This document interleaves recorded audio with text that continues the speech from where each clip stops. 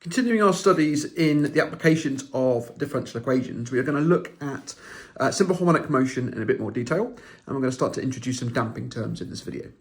So just to remind you, this is the simple harmonic motion differential equation. Second order equation, omega is a constant, x is our dependent variable, and time t is our independent variable.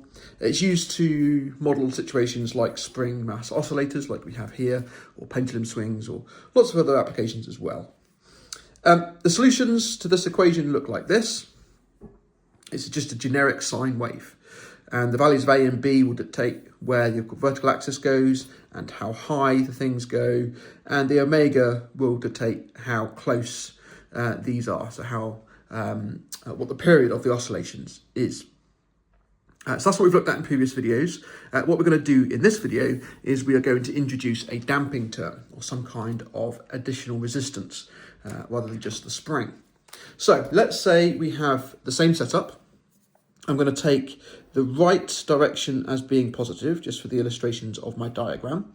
So there's my x double dot, which is the acceleration. And then I'm also going to pop in my velocity, x dot, to the right as well. So we're going to have two forces that are going to be acting on our mass this time. We've got the spring force. So if you pull the mass away, it's going to pull the spring back to the equilibrium position here, which is where x is 0. Or if you, of course, you push, so the spring is compressed, then the spring will push back out, but again, towards the equilibrium position. It's called the restoring force of the spring. Let's say it's got a size of m omega squared x. And the m is there just because that will cancel out in the equation in a little bit. And the omega squared, well, that's the same as the omega. That's here. That's the natural frequency of this, this system. But also now we're going to have an additional resistance force, which again is going to be acting in the negative direction. So when x dot is positive, i.e. it's moving to the right, then this force will be acting to the left. And this is going to have a size of mkx dot, or mkv. So that is, the faster it is moving to the right, the bigger this force will be. And if we get to the point where the mass is moving to the left, i.e. x dot is negative, then this term will be negative as well, and the resistance will actually be acting to the right. Okay. This is always going to be opposing motion, whereas this one is always going to be trying to bring the mass back to equilibrium. So they are not necessarily the same sign at the same time, but they are both pointing to the left based on the directions I've put my x dot and x definitions. Okay, so those are the two forces that are acting on my mass, the spring constant and the resistance to motion. Now, if I apply F equals ma to this system, then bearing in mind the right is positive, I'm going to have minus m omega squared x minus mk x dot is equal to the mass times acceleration, but the acceleration by definition is x double dot. And now hopefully you can appreciate why these two had the m in there, so that now we can cancel the m's and we end up with x double dot plus k x dot plus omega squared x is equal to 0. This is the second order differential equation, which represents SHM that's been damped, and this term here is referred to as the damping term.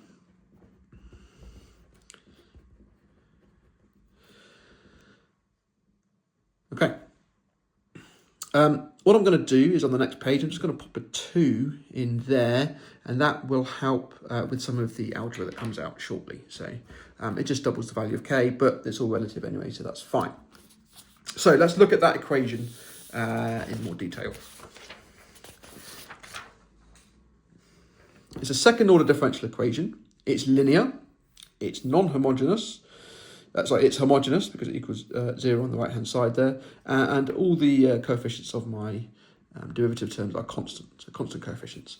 So this type of differential equation calls for the auxiliary equation method. So I'm going to have lambda squared for that first term. I'm going to have 2k lambda there for that second term, and then I'm going to have omega squared for that third term. let's solve that quadratic. I'm going to get lambda equals minus b plus or minus the square root of b squared, so that's 4k squared, minus 4ac, which is going to be minus 4 omega squared, and that is all divided by 2a, which in this case is just 2. Simplifying out the 2's, we end up with lambda as being equal to minus k plus or minus the square root of k squared minus omega squared. Okay. So we're going to end up with 3 situations here. So case 1, if k squared is less than omega squared, this is smaller than this, then that means the bit inside the square root is going to be negative, which means we're going to end up with 2 complex roots to the auxiliary equation, which means we're going to get some kind of sine wave in our answer.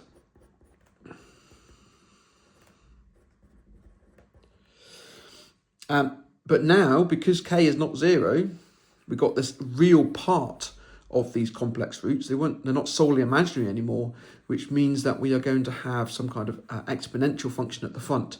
And more specifically, that exponential function is going to be some kind of decay function, because this is a negative number. K is positive, therefore this is negative. So we're going to end up with a decaying sine wave. So quick little sketch of that. You might have a sine wave that is then capped by this decaying exponential function. It's bounded by that, and it's still got a bounce. You've still got the sine wave effect there, but the amplitude is decreasing exponentially as time goes on.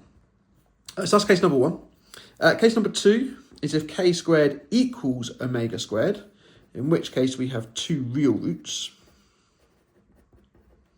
to the auxiliary equation, and your solution will look something like x is equal to a plus bt e to the minus kt, something like that.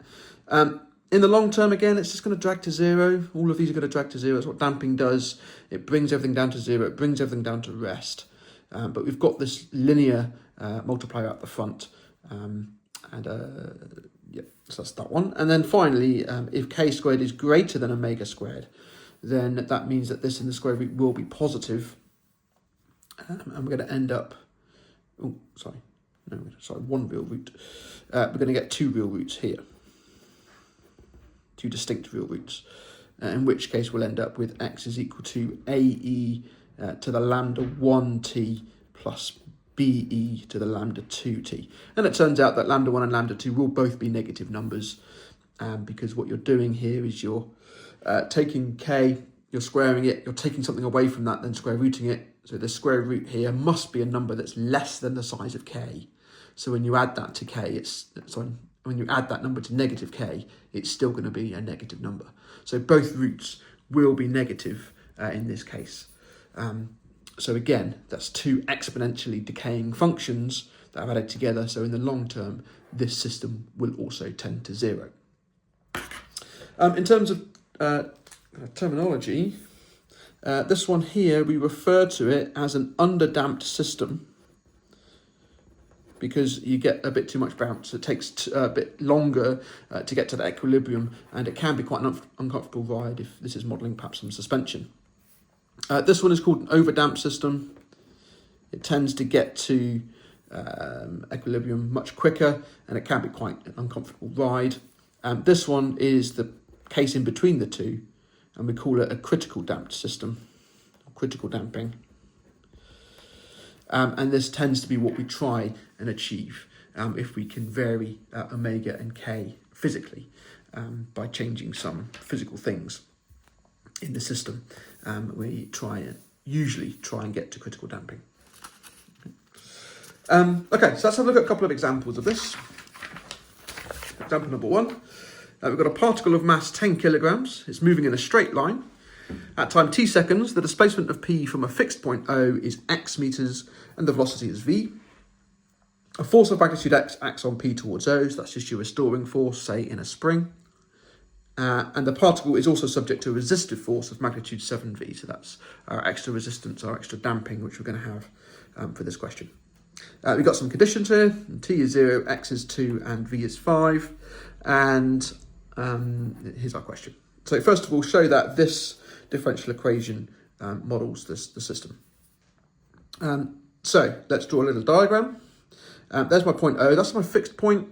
Okay, that's described in the question. Okay, I've got a fixed point O, and at any given time, it is X meters away from O. So there's my X-axis, and there's my point P. This point P, my particle, is going to be moving up and down the line. Okay. Right, resistive force is 7V. Again, I'm just going to take it to the right as positive. So there's my X double dot, and there's my X dot. That'll just help remind me that to the right is positive, which means my two forces are going to be to the left in this case. I've got a resistive force of X, so that's a force of X newtons going to the left, and then I've got another force of 7V, which again is also to the left, so that when X dot is negative, it would act to the right. Applying F equals ma to the system, we're going to get minus X minus 7X dot is equal to the mass, which in this case is 10 kilogram mass, times the acceleration, which by definition is X double dot. That tells me that 10X double dot plus 7X dot plus X equals 0. And that tells me that X double dot plus 0.7X dot plus 0.1X equals 0, which is exactly what the question has asked us to show. Okay, right, part 2. Find the value of X when T is 10. So for that, we're going to need to solve this differential equation. And this question is worded in such a way that even if you couldn't derive this differential equation, you can still go ahead and answer the rest of the question because you can solve that differential equation.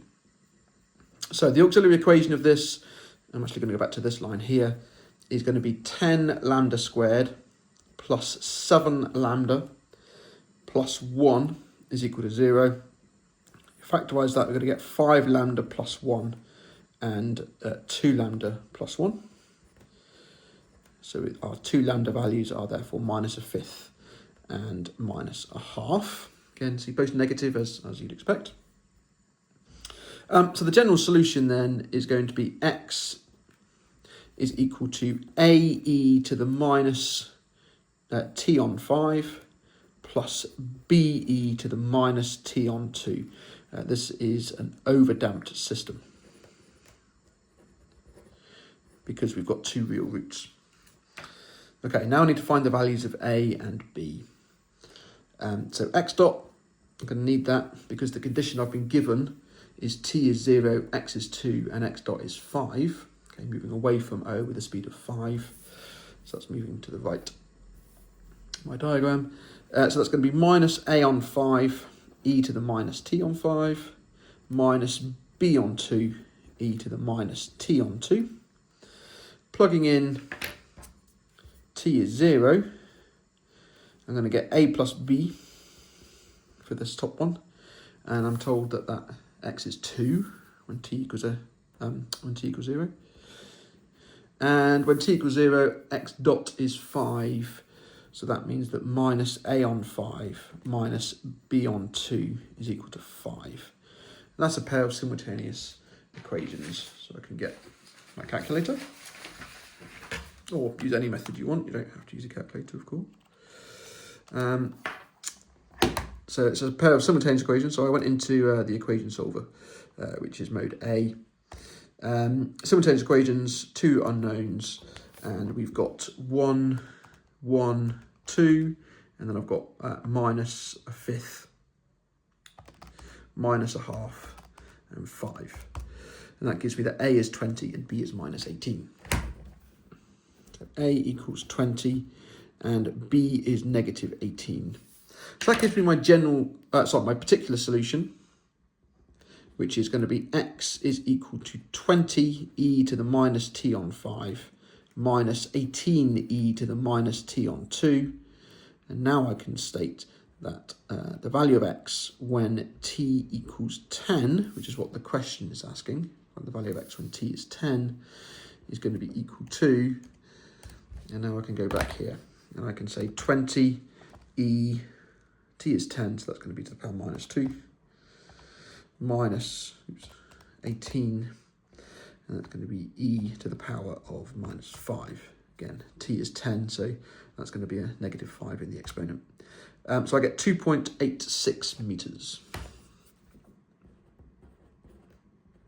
Okay. All right, third and final part of this question. Sketch a graph of x against t. Okay, so this is an overdamped system. So I know that overdamped systems can cross the t-axis no more than once. In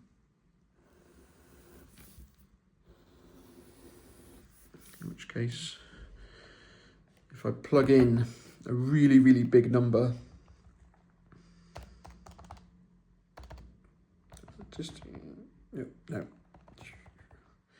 that was t on 5. So let's do 10 on 5. That's not really big, is it? Let's do 100 on 5. And let's do 100 on 2 there. So I get something quite positive. So it looks like it's approaching the t-axis from above. Let's plug in 1,000 just to be sure. Yeah, still positive. Okay, very, very small positive, but it is positive. So it looks like it doesn't cross the t-axis. It starts at x is 2, and it's got a gradient of 5, so it's quite steep. That was the initial condition. So it's going to go up, it's going to come down, and then it's going to tail off. There's no bouncing because there's no sine wave in the answer. There were no complex values from the auxiliary equation. That's all it was. It just looks like that. So x against t, x on the vertical axis, t on the horizontal axis. It goes up, turns once, comes down, and ekes out towards 0. All of them will eke towards 0 in the long term because of the damping factor. But this particular case, it doesn't even bounce back past O. It starts launching to the right, it slows down, it then comes back in again, and then it just approaches O really, really, really slowly, but never passes it. Okay. So that's quite a typical overdamped sketch. Okay. All right, example number 2. The motion of a particle is governed by this differential equation. First, consider the case when f of t is 0. Find the general solution and write the period of oscillations in terms of k. All right, so this is a damped simple harmonic motion. F of t is 0, so that is roughly what we've seen on the previous example. So that's all very well and good.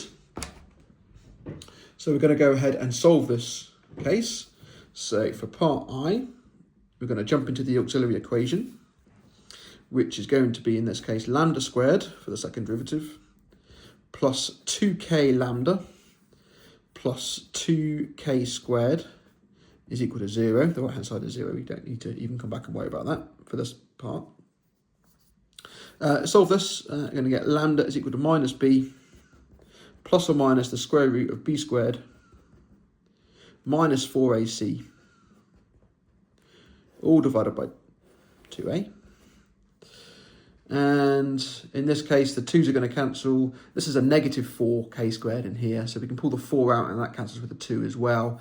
But that leaves a minus k squared, which means we end up with minus k plus and minus ki. Okay, so these are complex conjugate roots. So this is going to be an underdamped case. Okay, we're going to have a little bit of bouncing in our solution. Find the general solution and write down the period of oscillation. Okay, so we know from solving differential equations of this form that the general solution, therefore, is x is equal to e to the real part, which is minus k times t, into arbitrary constant number 1, so call that a, times the cosine of the imaginary part, which is k times t, plus arbitrary constant number 2, which we'll call b, times the sine of the imaginary part, which is k times t. That's the general solution to this differential equation for when f of t is 0. And we can see that we've got an oscillation here in this square bracket, but then that's going to be damped by this exponentially decaying term out the front, which is going to eventually drag the motion to nothing. It wants us to write down the period of oscillations in terms of k. Well, when k is 1, the oscillation is 2 pi, and replacing t with kt squashes it. So the period, therefore, of this is going to be 2 pi divided by k. All right, part 2. Now consider when f of t is this thing. So we've got 2k squared minus 1 times sine of t plus 2k times cos of t. And we're going to find the general solution and describe the long-term behaviour of this system. All right, so now that f of t is non-zero, this is no longer just damped SHM. We've got some kind of external forcing force which is coming into play, which is going to ultimately dictate what the motion of the system is in the long term. So let's move on to another piece of paper. We've got the differential equation x double dot plus 2k x dot plus 2k squared x is equal to f of t, which we are told is 2k squared minus 1 times the sine of t plus 2k times the cosine of t. Okay, so that's the differential equation we're working with. So to solve this, what we're going to do is we first pretend it's homogeneous, which is what we did exactly in part I. So we can use this, but it's no longer the general solution, it's now the complementary function. So we know that the complementary function of x is going to be equal to e to the minus kt into a times the cosine of kt plus b times the sine of kt for arbitrary constants a and b. Now we need to find the particular integral. So for this case, the particular integral is going to be of the form alpha times sine of t plus beta times the cosine of t. And the reason why it's this is because we have trig functions on the right hand side, so therefore our particular integral is going to look like a trig function. Please check out a previous video for what the particular integral form of these equations should look like. Okay. All right, so we're going to take this and we're going to run that through this differential equation, and then we're going to equate the coefficients of sine and cos.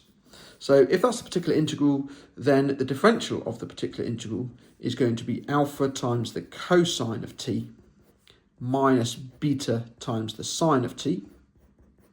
And the second derivative, x double dot, is going to be negative alpha times the sine of t minus beta times the cosine of t. We're going to take those three definitions and we're going to run them through this differential equation here. And we're going to try and find numerical values, probably in terms of k, for alpha and beta. Let's have a look. I'm also going to shorthand sine of t to be s and the cosine of t to be c, because I can't be bothered to write it every time. Okay, so I'm just going to write s and c. All right. So plugging that in, I'm going to get x double dot, which is minus alpha times s minus beta times c.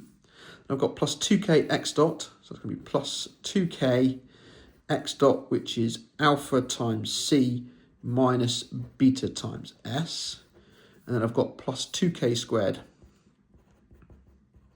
into x, which is alpha times s plus beta times c.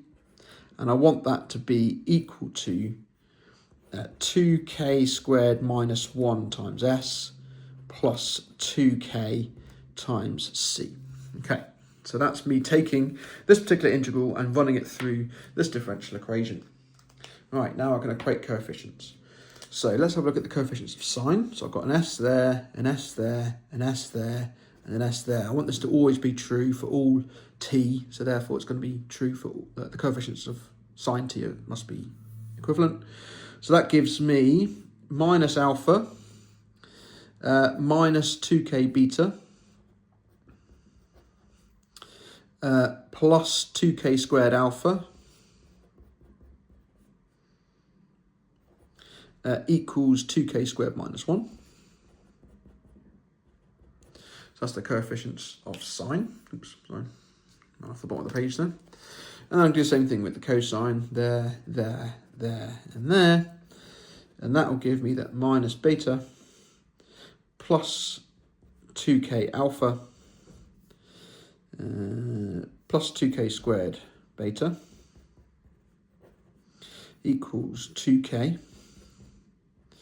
And I want to find numbers for alpha and beta for that system. So I'm going to get 2k squared minus 1 alpha minus 2k beta equals 2k squared minus 1. And I've got 2k squared minus 1 times beta plus 2k alpha equals 2k. Now, as I wrote that, I did notice that the coefficient of alpha on each equation is actually the same as my right-hand side. So that saves me a lot of work, actually, because otherwise I'd have to solve this system of equations in terms of alpha and beta. So I'd have to look at times in this one by that coefficient and times in this one by that coefficient and cancelling and solving it. Actually, it comes out as quite a nice solution. If I ignore my betas and I've got that equals that and that equals that, that actually turns out that beta is 0 and alpha is 1. So that was actually quite nice. That was quite nice indeed. That's good. So now that I've got alpha is 1 and beta is 0, then I can plug those two numerical values back into my particular integral form, and I get then that my particular integral xpi of t must be equal to sine t, and that's it. Okay, that's the particular integral, and now the general solution, xgs of t, that by definition is the complementary function plus the particular integral. Again, please check out previous videos for that theory. So that's e to the minus kt into a times the cosine of kt plus b times the sine of kt. And then I've got plus my particular integral, which was just sine of t. Okay. And now it doesn't matter what your initial condition is, because whatever your initial condition is, that's going to dictate the values of a and b. But in the long term, because of this exponential decaying function, that whole piece will be wiped out. So we know that in the long term, that is when time tends to infinity, i.e. t tends to infinity, we know that x is going to tend to sine of t. Okay, because this piece of my general solution, whatever the values of a and b, this bit will tend towards 0, leaving me with x is tending towards sine of t. So in the long term, under this differential equation up here, the motion will tend to a sine wave of period 2 pi and amplitude 1. Now, sinusoidal motion with a period of 2 pi and an amplitude